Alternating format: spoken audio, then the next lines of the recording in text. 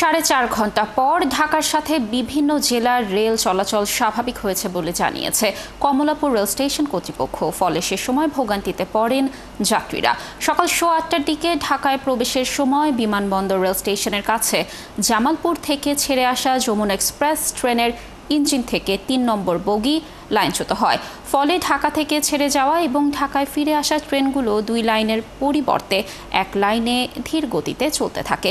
Schedule অনুযায়ী প্রতিটি train 1 থেকে 1.5 ঘন্টা বিলম্বে ঢাকায় ফিরে আসে এবং ঢাকা থেকে ছেড়ে যায়। দুর্ঘটনার 4.5 ঘন্টা পর বেলা 1:30টার দিকে আবার স্বাভাবিক হয় রেল চলাচল। দুর্ঘটনার কারণে কিছু কিছু ট্রেন ঢাকা স্টেশনে বিলম্বে প্রবেশ করে এবং ওই ট্রেনগুলো কিছুটা বিলম্বে ঢাকা স্টেশন থেকে বিভিন্ন গন্তব্যের উদ্দেশ্যে ছেড়ে যায়। এতে আমাদের যে সমস্ত ট্রেন 1 ঘন্টার বেশি বিলম্বতা দেখা দিয়েছে ওগুলো পূর্ব থেকেই যাত্রীদেরকে সম্ভাব্য টাইম সহ ইনফরমেশন প্রদান করা হয়েছে SMS এর মাধ্যমে।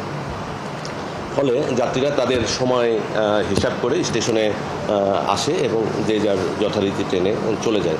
এতে যাত্রী ভোগান্তির উল্লেখযোগ্য কোনো কারণ ছিল না।